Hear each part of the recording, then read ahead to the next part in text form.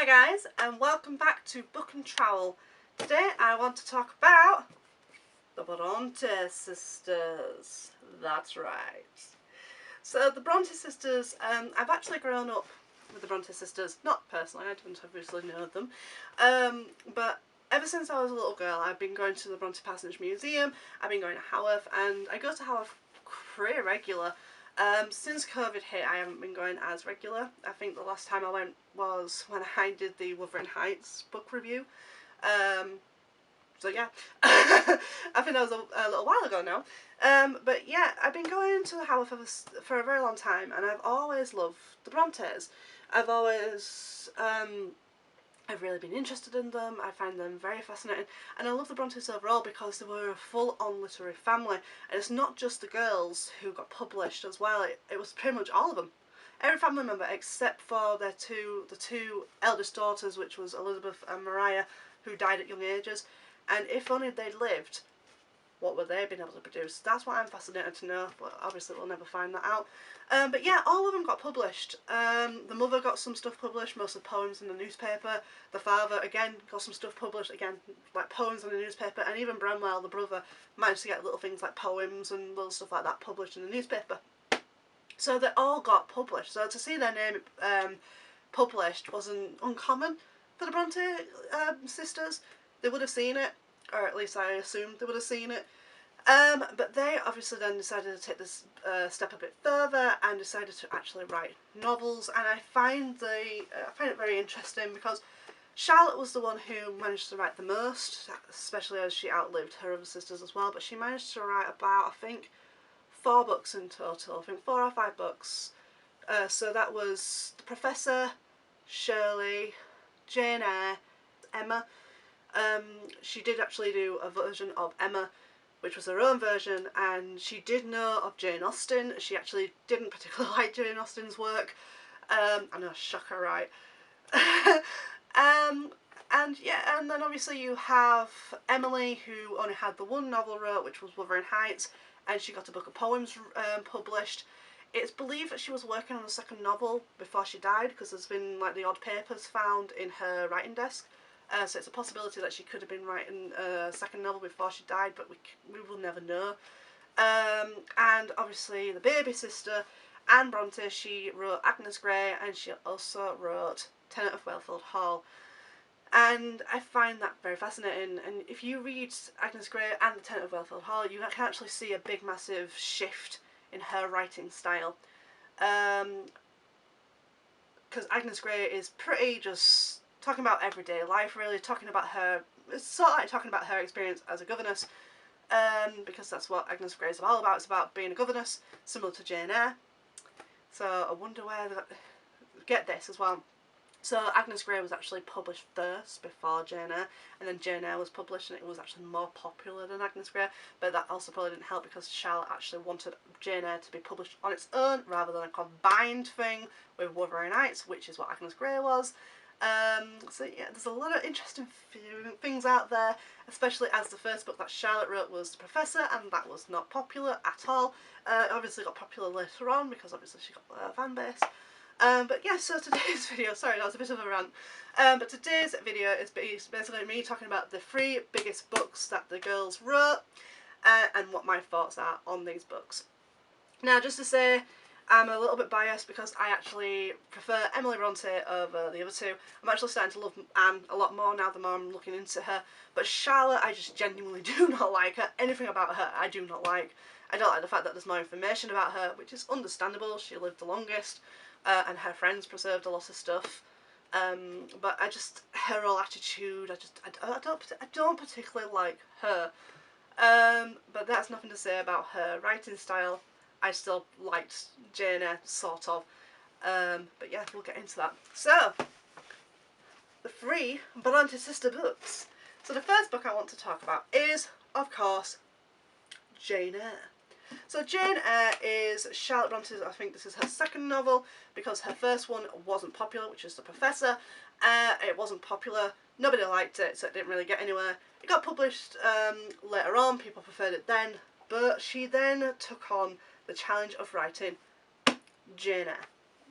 Now, Jane Eyre is a very interesting book. I actually really found I liked it, but I felt also there was a lot of areas inside the book that didn't need to be in it. She just kind of ramble on a lot of the time in certain areas. So there's a whole moment where Jane is wandering on the moors, and I felt that kind of went on for a bit too long, in my opinion. So there is certain elements of it which are a bit dull, because she just rambles on and on and on, and it's just... But the story overall is very interesting. A lot of it is taken from her actual life, and even the description of Jane herself, she is very similar to Charlotte herself as well. So Charlotte saw herself as being very unattractive, very plain. She was always hated the fact that she was small, always kind of put herself down because of her status, because she was in the halfway point, because she was neither rich nor poor. She was quite, well, she was poor, she was a clergyman's daughter, but education wise she was neither rich or poor, because she grew up to become a governess, which means you're in that halfway point. So when you're a governess and you're in those grand houses, you're not technically a servant, but you're also not a lady or a gentleman. You are in that middle ground where you kind of, I really have that much respect from either party as such, and that comes across in Jane Eyre as well, that she kind of is just there. And it mostly comes across when she's talking to, I remember her name, I think it's Blanche. I could be wrong on that one. But basically, let's do a little recap of Jane Eyre. So Jane Eyre starts off with her being at her Aunt Reed's house, and while she's there she is picked on by her cousins, and they're just really horrible to her, and her aunt kind of gets to this point going, well, why should I have to bother with you? You are no relation to me, really, because it was her husband that she's connected to, not the mother herself. So that's why she ends up looking after Jane, because it was through her husband that Jane kind of becomes a burden on her, and she then decides, you know what, I'm going to get rid of you, and sends her off to a girls' school. The girls' school is based off Charlotte's experiences when she went to school, and when her sisters died of tuberculosis, it's believed, or consumption. And she talks about her experience there, and that comes across when she meets Helen, and who becomes Jane's best friend, and who unfortunately dies of consumption when she's a young age. So that comes across. Jane then grows up, getting an education, and she then gets given an opportunity to work in a grand house with a gentleman called Mr. Rochester to look after his ward, and be her governess. So while she's there, she is looking after Adele, who is her ward, or Mr. Rochester's ward, and when she meets Mr. Rochester, she ends up falling for him, and he ends up falling for her, and there's a lot of information between it, because she kind of has this moment going, I'm not really of your status, I'm below you, but I like you, and he's like, well, I know you're below me, but I like you, sort of thing, and there's a lot of that sort of thing. So there's a lot of romantic moments, and then there's these weird moments in it as well, so it's got a kind of bit of a supernatural element to it, and there's things that happen, so like Mr. Rochester's bedroom gets caught on fire, which is also based on an incident that happened in Charlotte's life. So her brother Bramwell went to bed very drunk, very high, and apparently knocked over a candle, and so that scene came from real life, because after that point her brother ended up having to share a room with his dad, just so his dad could keep an eye on him. She ends up then finding out the truth on her wedding day, because they don't know what's going on, so there's this like supernatural thing going on, and then she finds out the truth on her wedding day, leaves Mr. Rochester, ends up somehow finding out that she's got a fortune, and then other stuff ends up happening, and she ends up going back to Mr. Rochester and lives happily ever after. So when people talk about the Bronte sisters and they talk about what character they want to be, it tends to be a debate whether they are a Jane Eyre or if they are a Cathy Earnshaw, which is from Wuthering Heights. People often seem to want to be a Cathy, because Cathy seems this fearless, fire person, whereas Jane seems to be this kind of just, yeah, fit with society, keep your head down, keep your nose clean sort of thing. But Jane is actually the stronger female, if we're going to go for a female lead, because she ends up not only falling in love, but she ends up walking away from that love when she finds out the truth. She walks away from him. Eventually she does come back, but after that situations have completely drastically changed to the point where she can marry him. But at the time, she doesn't just go, oh, well, that's the truth, I just accept it, I love you, I'll be with you regardless. She doesn't do that. She actually walks away. So she's actually quite a strong female character in that respect. Everything else, she's quite a dull character. One of the things I really love about Bronte writing over Austen is this paints a scene. So in the first chapter, she paints a scene of it being a dark and gloomy day and how they couldn't go out for a walk, so she's curled up in this windowsill reading a book, and they paint a scene. Whereas Jane Austen, on the other hand, just kind of jumps straight into the story, and you have to kind of just, it's kind of sink or swim situation in Jane Austen. But with the Brontes, they kind of ease you in, painting the picture first, and so, yeah, Jane Eyre is an interesting read. I would definitely recommend it if you have not read Jane Eyre. It's definitely an interesting classic, and it's not that hard to read. Like I said, it just has moments where it rambles on a little bit too much, but overall it's a good story, and if you don't want to read it, there are plenty of adaptations out there. What I wouldn't recommend is do not watch the latest one that came out. In my opinion, that's the worst. Costume style and everything, it's beautiful. Story layout and thing, not so much. I prefer the 90s version, but that's because that's what I grew up on.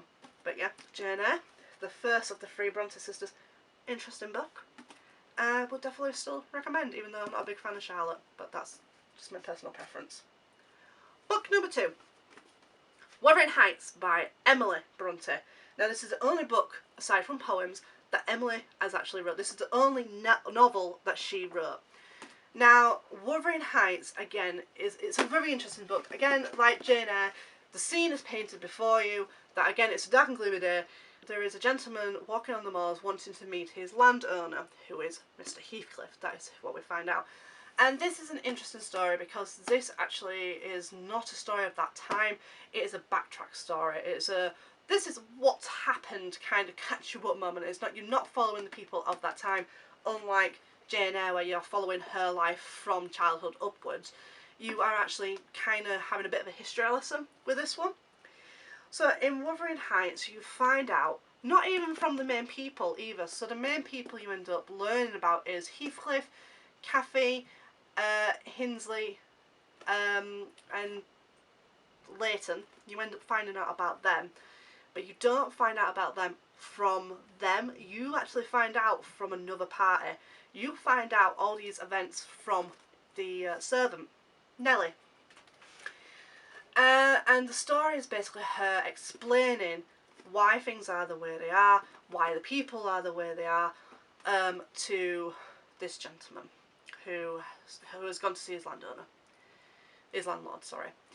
So it starts off with him going to see his landlord. He ends up staying at Wuthering Heights, ends up finding a diary from Cathy, from staying in her room, and superstitious things start happening.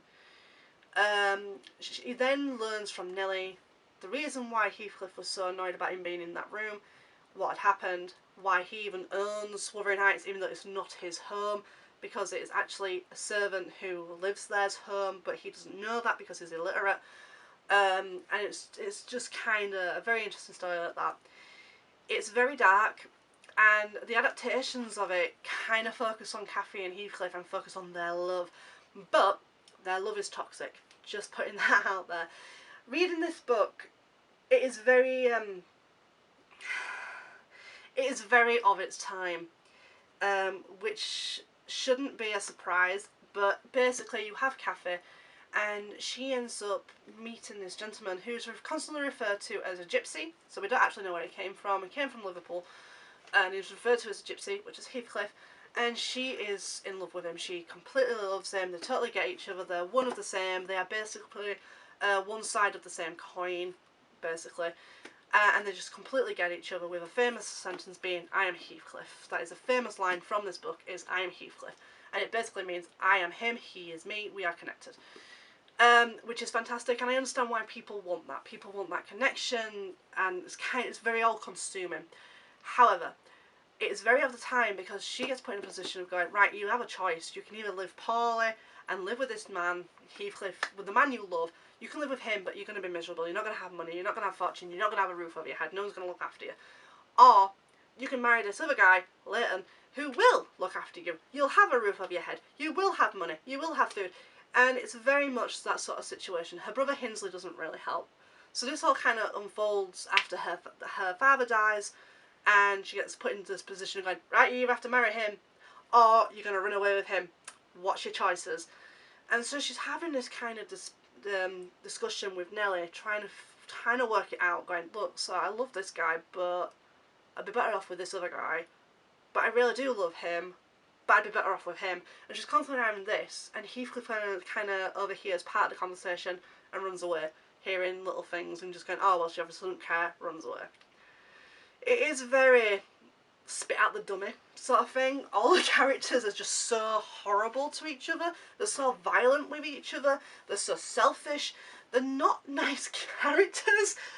There's moments where Heathcliff actually, I think he hangs a dog in this. He runs away with Leighton's sister to spite Cathy. Cathy ends up going insane.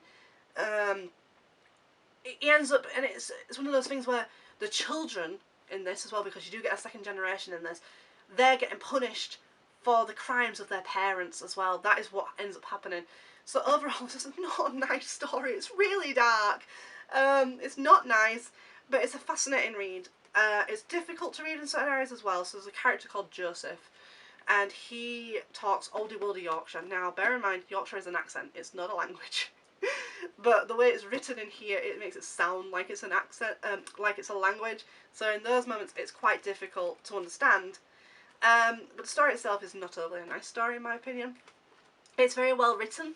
I really liked it, especially when I read it at the time. And I really love Cathy and Heathcliff, again, because I grew up with like a 90s version of it.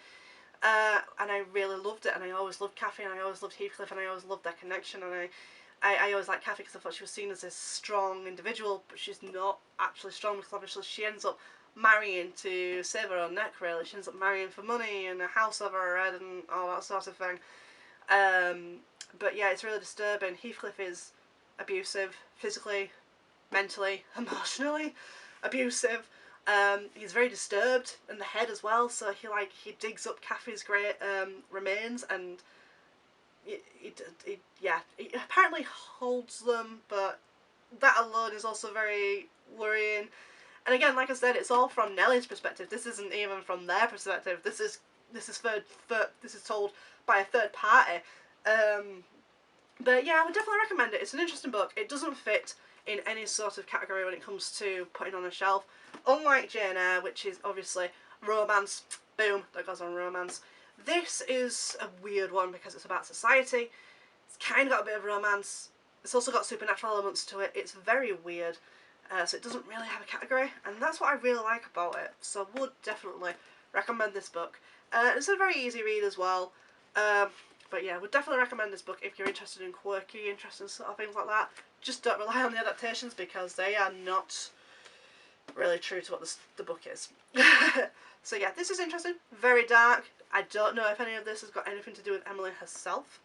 Some people have speculated that it has to do with her, like maybe she did have a lover and we don't know, because Emily, unfortunately, we don't have that much information about her because she was a very private person, kind of kept herself to herself, and the most information we have is from the odd letters from family members who told friends about this, that and the other, and maybe from accounts from people who lived in Haworth as well. So we don't actually know much about her, but yeah, we'd definitely give this book a read. It's fascinating. It might make you angry depending on what sort of person you are, but I would definitely recommend reading that book. And lastly, we're going to be talking about the Baby Sisters book. Now, this is the Baby Sisters' second book, which is The Tennent of Wildfell Hall. Now, this is a very interesting book. So you end up...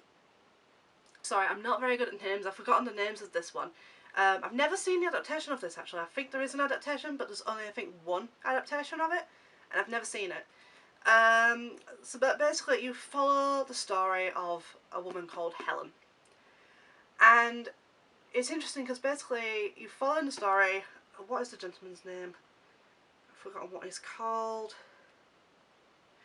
Gilbert. Right, so there's a gentleman called Gilbert.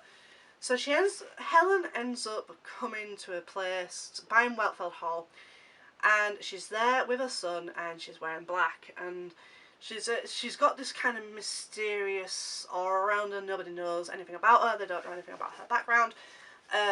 She's just this mysterious person that kind of moved in the middle of the night, sort of thing.